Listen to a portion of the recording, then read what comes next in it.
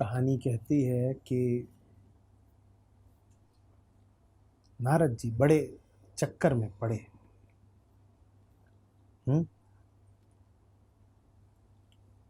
16,000 स्त्रियां, रानियां, और जिसके भी पास जाएं उसके साथ कृष्ण को ही पाएं।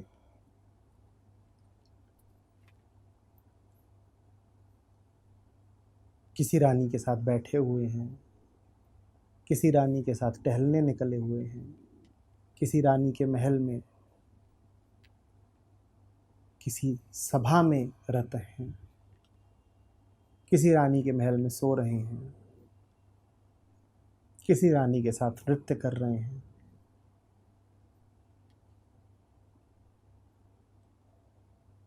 और जहां जाएं श्री कृष्ण को ही पाएं और समूचा पाएं, एक ही समय पर पाएं। ये बात क्या है? ऐसा हुआ कैसे? इतने सारे अलग अलग व्यक्तियों के सामने कृष्ण निरंतर पूरे के पूरे मौजूद कैसे रह पाए? हमारे साथ तो विवशता यह रहती है कि हम जब एक के साथ होते हैं तो दूसरे के साथ नहीं हो पाते।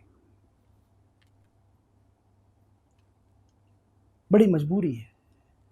अपना समय या तो इसको दें या उसको दें, अपना धन या तो इसको दें या उसको दें, और जितना ज्यादा इसको मिलेगा उतना दूसरे को कम मिलेगा। और दूसरे को यदि आप ज्यादा देना चाहेंगे तो पहले के हिस्से से देना पड़ेगा, जिसे कहते हैं जीरो सम गेम।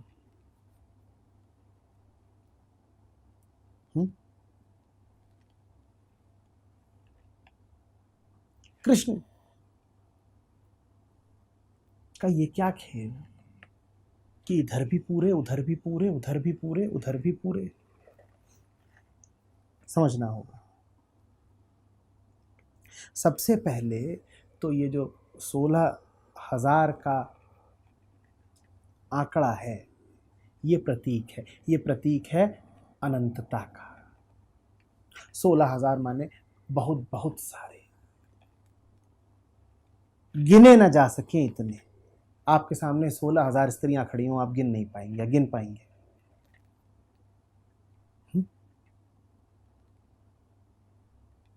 तो गिनती से आगे के अनगिनत, इन्यूमरेबल।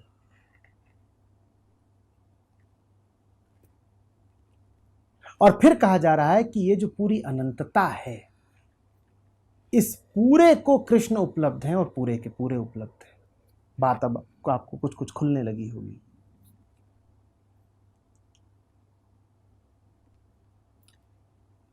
रानियों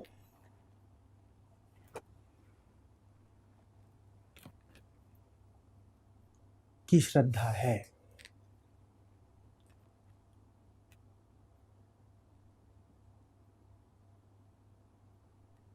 और कृष्ण ही ऐसे हैं,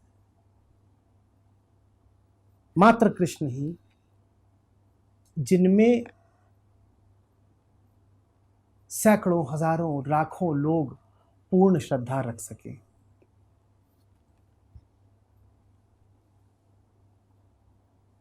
कहानी हमसे कहती है कि तुम यदि सत्य के प्रेमी हो तो सत्य तुम्हें पूरा का पूरा उपलब्ध हो जाएगा।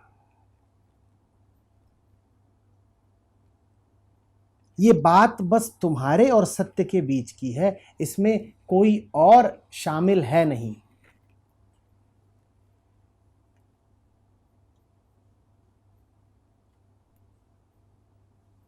उपनिषद हमें सिखा गए हैं कि जब पूरे से पूरे को उद्भूत भी कर दिया जाए तो भी शेष पूरा ही रह जाता है। पूरे से पूरे को यदि हटा भी दिया जाए तो भी बच पूरा ही जाता है। पूर्ण वो जो कभी खत्म होने पे ना आए, यदि उसमें से पूर्ण भी निकाल दिया जाए। कृष्ण अपने आप को जब पूरा दे देते हैं तो भी पूरे ही बच जाते हैं। तो रुक्मिणी है मान लीजिए और कृष्ण है, इनके मध्य कोई तीसरा आ ही नहीं सकता, क्योंकि रुक्मिणी की श्रद्धा पूरी है। रुक्मिणी की यदि श्रद्धा अधूरी हो तो फिर यह जरूर हो जाएगा कि इस रिश्ते में, इस संबंध में किसी तीसरे के लिए जगह बन जाएगी। और तीसरा आया नहीं कि कलह शुरू, उपद्रव शुरू।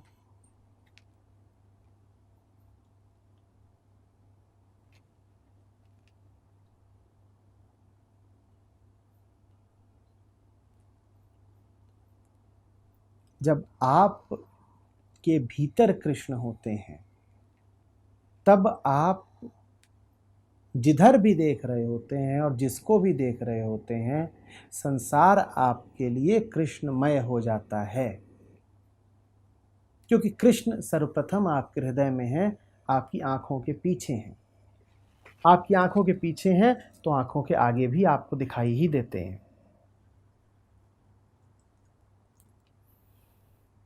रानियों के सामने कृष्ण शरीर रूप में खड़े हों यह आवश्यक नहीं है।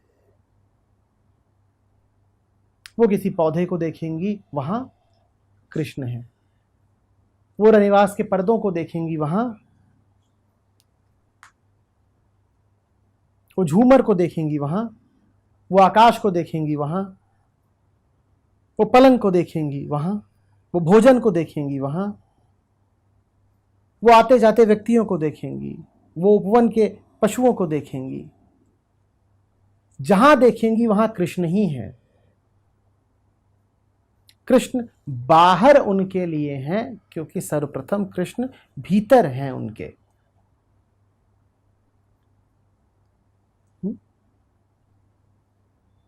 कह रहे थे ना तुलसी, सिया राम मैं सब जग जाने। हृदय में यदि सिया राम हो तो पूरे जग में होते हैं। तो और कुछ नहीं देखा नारद ने, वही देखा। 16,000 की भी बात नहीं है, 16 लाख भी होती तो भी नारद को यही दिखाई देता कि सबको कृष्ण पूरे के पूरे मिले हुए हैं। क्यों? क्योंकि सबकी श्रद्धा पूरी है।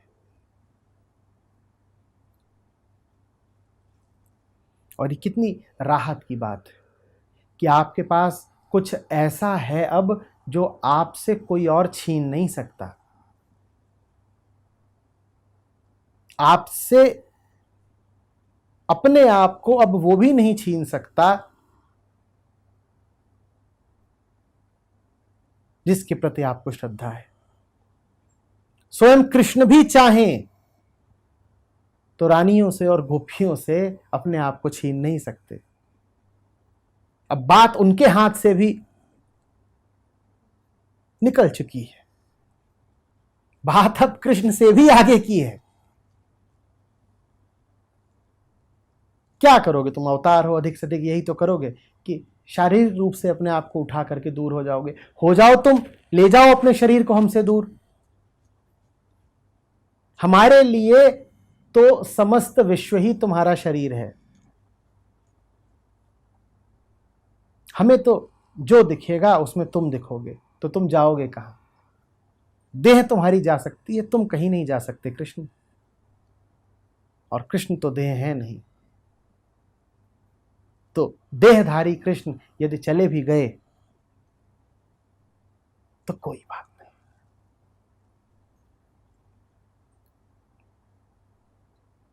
आती बात समझो।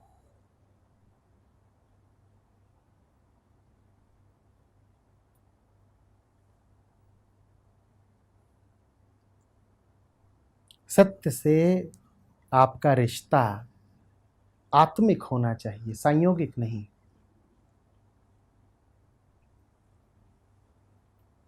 संयोगिक रिश्ता वो होता है जिसे स्थितियां आके पलट दे, जो स्थितियों से बना हो और स्थितियां ही जिसको बिगाड़ने की ताकत रखती हैं। सत्य से आपका रिश्ता आत्मिक होना चाहिए। मैं हूं और सत्य है, किसी तीसरे की, किसी संयोग की कोई ताकत नहीं अब हम दोनों पर।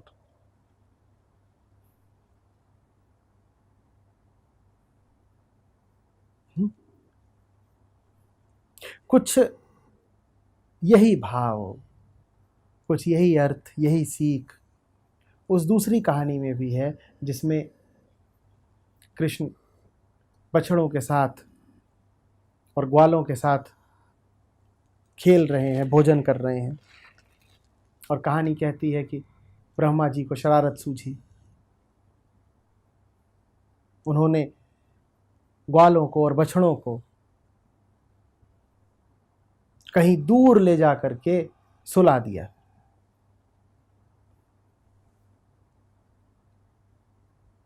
तो क्या किया कृष्ण ने? कृष्ण ने बछड़ों का रूप धर लिया, सारे ग्वालों का रूप धर लिया और एक साथ सबके घरों में पहुंच गए, ठीक वैसे जैसे कि बछड़े पहुंचते और ग्वाले पहुंचते, बाल ग्वाल। और कहानी कहती है कि जब कृष्ण पहुंचते हैं ग्वालों के रूप में, बालकों के रूप में, तो माओ को वो बालक और भी प्यारे लगे। जितने सदा न लगते थे उतने प्यारे लगे, और गौओं को अपने बछड़ों पर कुछ अधिक ही स्नेह आया। उनको दूध पिलाने के लिए सरपट भागी चली आई। वो कहानी भी इधर को ही इशारा कर रही है। कृष्ण जहां मौजूद होते हैं वहां उनका प्रभा मंडल कुछ ऐसा होता है कि वो आपकी आंखों के सामने ही नहीं रहते, आपकी आंखों के पीछे भी उतर आते हैं। ये किसी भी बुद्ध पुरुष की, किसी भी संत की, किसी भी अवतार की विशेषता होगी। इसी से उसको पहचान लीजिएगा। वो आपके दिल में अड्डा बना लेता है, आपकी आंखों के सामने ही नहीं होता। हाँ, शरीर उसका आपकी आंखों के सामने होता है, आप कहेंगे देखो वो रहा, वो चल रहा है, वो खा रहा है, वो बैठा हुआ है, लेकिन वास्तव में वो आपके भीतर चला गया है, वो आपकी आत्मा से एक हो गया है, आपके हृदय में बैठ गया है, वो आप बन गया है, आप उसके जैसे हो गए हैं। उसके संपर्क में आप जितना रहते जाते हैं आप उसी के जैसे होते जाते हैं, और उसी के जैसे होने का मतलब होता है अपने जैसा होते जाना।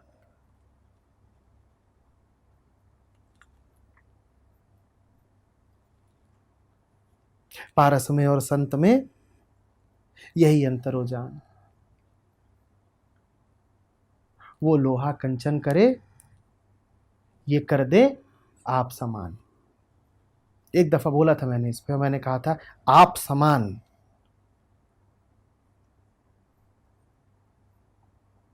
बड़ा हास्य किया है कबीर ने।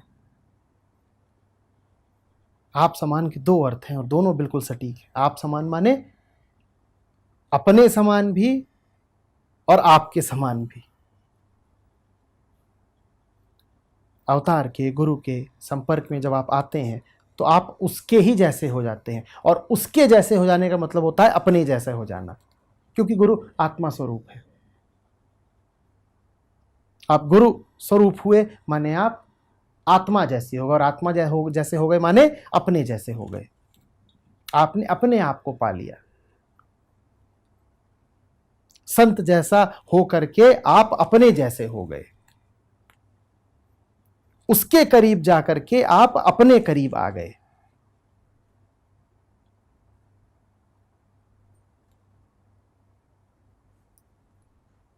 समझ रहे हैं बात को?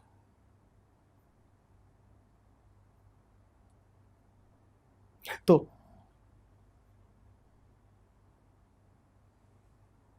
ये जितनी माताएं हैं,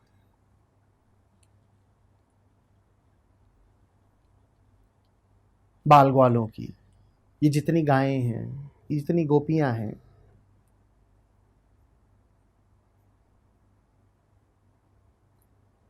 ये सब अलग अलग शरीर तो हैं, लेकिन इन सब में अब एक साझी बात हो चुकी है। क्या?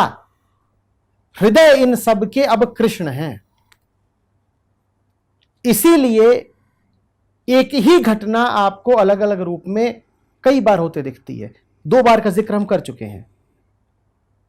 एक बार तब जब नारद आए जरा तहकीकात करने की, क्या हो रहा है, 16,000 राजकुमारियों का पाणी ग्रहण कैसे।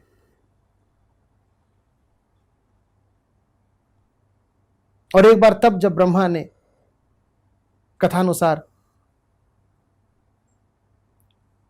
बछड़ों को और बालकों को गायब कर दिया। और एक और दफे ऐसा होता है, उससे हम परिचित हैं।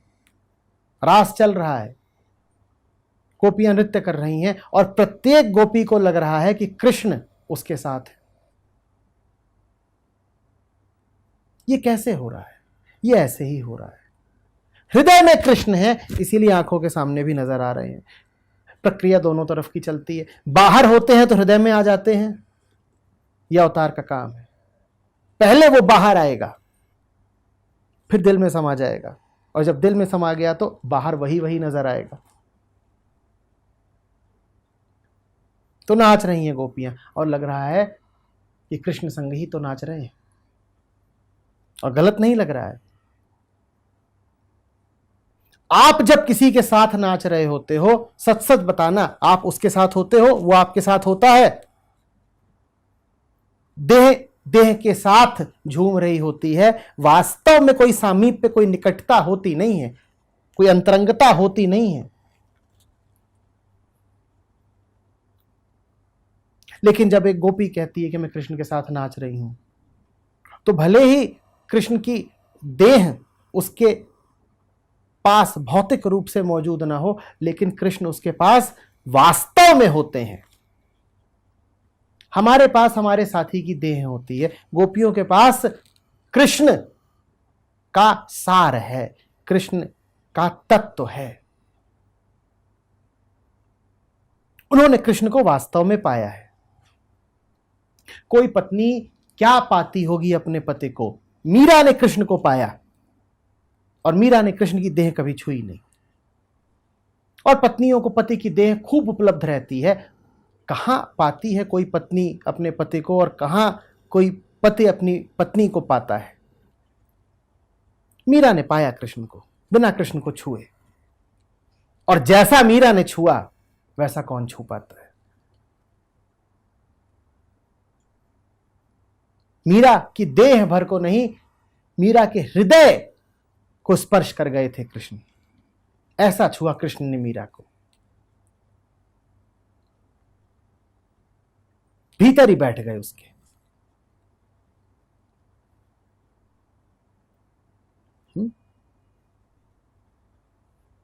हर कहानी इशारा है, जरा महीन बात करती है। उसको शाब्दिक तल पर मत ले लीजिएगा। ये मानने मत बैठ जाइएगा कि प्रभु की लीला है, कोई चमत्कार है, 16,000 रूप ले लिए होंगे, भगवान है, कर सकते हैं। नहीं, बात इतनी स्थूल, इतनी भोंडी नहीं है।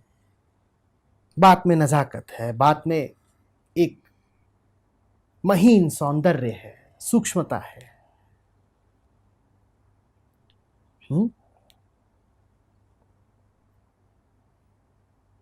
आप यदि अभी गहरे ध्यान में हैं तो आप सत्य के साथ हैं,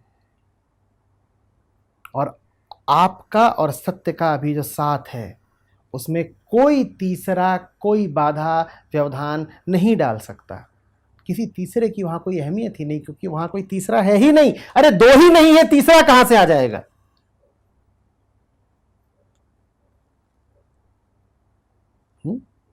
ये आपका बड़ा निजी, बड़ा अंतरंग मामला है।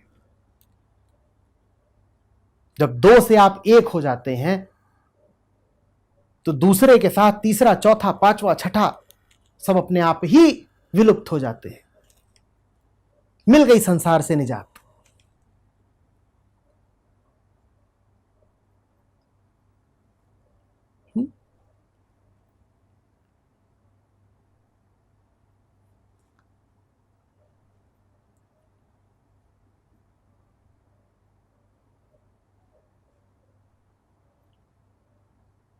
इसको कसौटी मान लेना।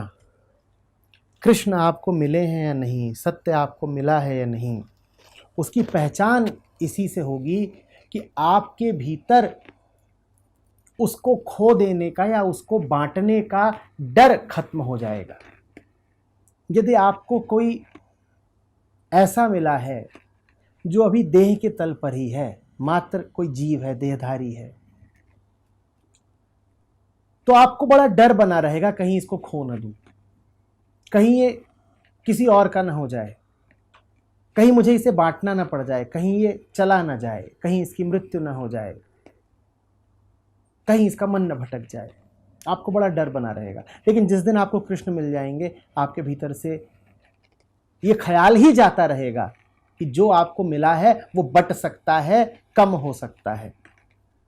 कहे कबीर मैं पूरा पाया, पूरा मिल गया, क्या बटेगा, क्या खर्चेगा, क्या व्यय होगा, कहां जाएगा।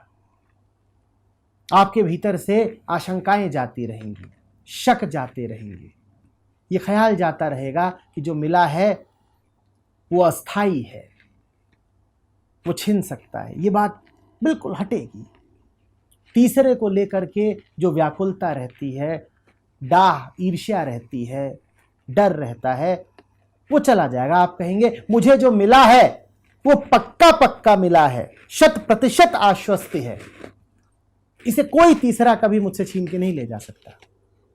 तीसरा माने संसार। संसार से जब भी कुछ आपको मिलता है, संसार उसको वापस भी छीन सकता है। लेकिन जब आपको कृष्ण मिलते हैं तो संसार कृष्ण को आपसे नहीं छीन सकता। कृष्ण आपको मिले हैं या नहीं, इसका परीक्षण खुद ही कर लीजिए। जो आपके पास है, क्या आपको भय लगता रहता है कि वो आपसे छिन जाएगा? अगर लगता रहता है तो अभी आपने उसकी देह भर को पाया है, उसके भीतर के कृष्ण से आपने संबंध बनाया नहीं। वो संबंध बनाइए और फिर देखिए कि जीवन कैसा जगमगा उठता है। डर जाता रहेगा, विषाद जाता रहेगा, हृदय फिर धड़केगा तो प्रेम में, खौफ में नहीं।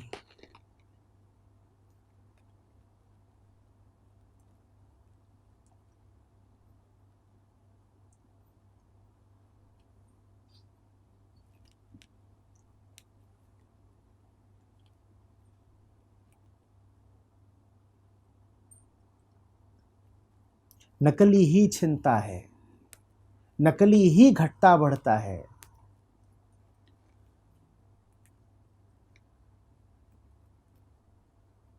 असली तो हक है, वो नहीं छिनता।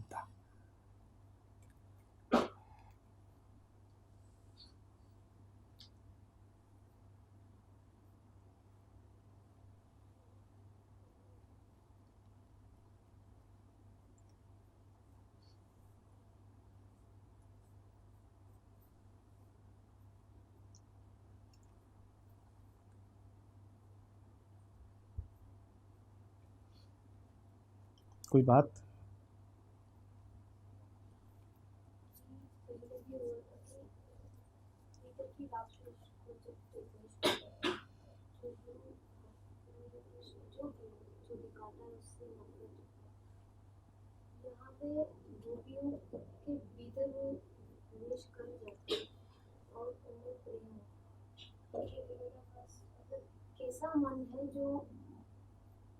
कोई विरोधाभास नहीं है। अभी पिछली दफे हमने कहानी पढ़ी थी जिसमें गोपी आरंभ में सकुचाती है, लजाती है, विरोध भी करती है, कृष्ण की ओर जाना नहीं चाहती, पर कुछ कदम बढ़ाती है, उसके बाद का काम कृष्ण स्वयं कर देते हैं। तो आप गोपियों की उस अवस्था को देख रही हैं जहां उनके भीतर कृष्ण प्रवेश कर चुके हैं। जब करने वाले होंगे तब तो गोपियों ने भी खूब क्रीड़ा की होगी, खूब रंग दिखाए होंगे, इधर उधर भागी होंगी, छुपी होंगी, अड़ी होंगी, हट किया होगा, विरोध किया होगा, कुछ पता नहीं वार भी कर दिया हो। इतनी आसानी से कौन मान जाता है नष्ट हो जाने के लिए? कौन अपने चाहे अपनी मृत्यु का वर्ण करता है? तो गोपियों ने भी अपनी ओर से तो पूरा जतन किया होगा कि किसी तरह बच जाएं कृष्ण से, पर ये तो कृष्ण है, चली नहीं गोपियों की,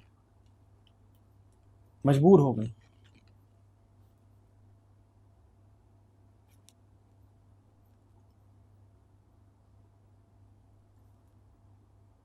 कहानियां ही कहानियां हैं, कविताएं हैं, गीत गोविंद आप पढ़िए, राधा रूठी हुई है, मान ही नहीं रही, और कृष्ण मनुहार कर रहे हैं, 100 तरीकों से मना रहे हैं, बड़ा मनाना पड़ता है। आरंभ में तो विरोध होता ही है, अहंकार अपनी पूरी ताकत लगा ही देता है, फिर बस नहीं चलता तो बेबसी में समर्पण करना पड़ता है।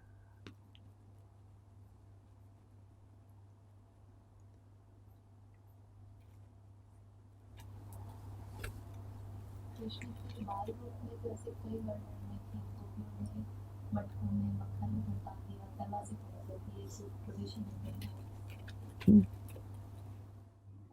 कभी कुछ किया, कभी मूसल से बांध दिया,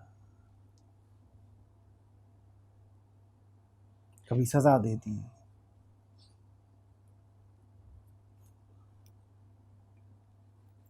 जो कुछ करा जा सकता था सब किया ही।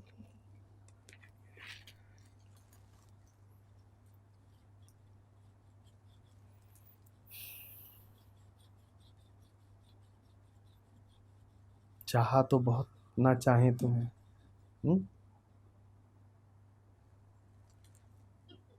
चाहत पे मगर कोई जोर नहीं। आप तो यही चाहते हैं कि न चाहें, पर चाहत पर जोर कुछ चलता नहीं।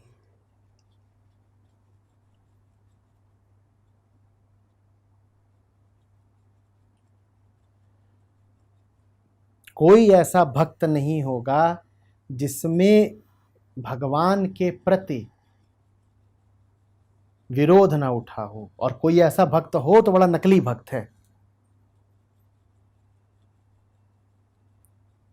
भक्त में हाँ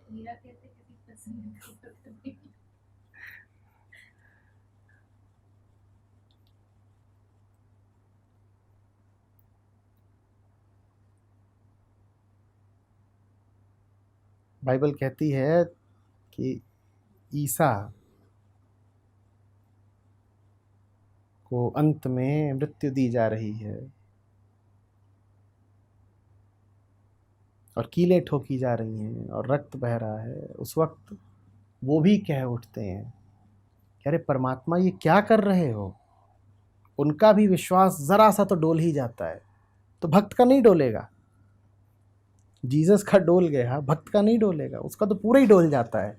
कहता है भगवान वगैरह कुछ नहीं,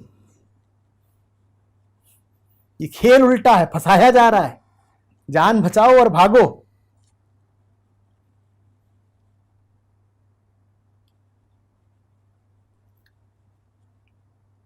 इसी को कहते हैं कि भगवान भक्तों की परीक्षा लेते हैं। डोलना तो तय है, कितना डोलता है बस ये देखना है। इतना ना डोले कि गिर ही पड़ो और टूट ही जाओ, बाकी थोड़ा बहुत हिलना डुलना तो पक्का है, इंसान ही तो हो।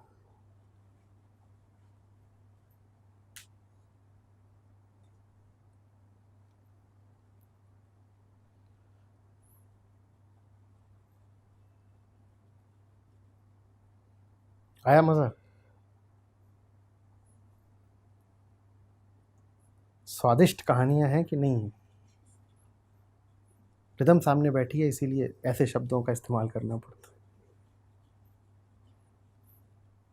क्यों रिदम, लजीज है कहानी कि नहीं?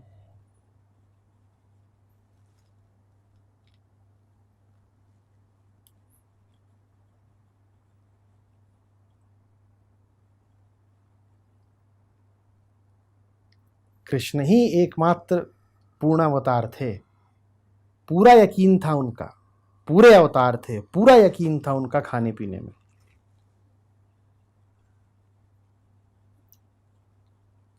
बाकी तो न जाने कैसे, किसी ने कहा व्रत करो, किसी ने कहा उपवास करो, किसी ने कहा देह सुखा दो, किसी ने कहा ये न खाओ। कृष्ण ने कहा जहां मिले वहां खाओ, अरे चुरा चुरा के खाओ, दूसरों के हिस्से का खाओ, पाबंदी हो तो भी खाओ,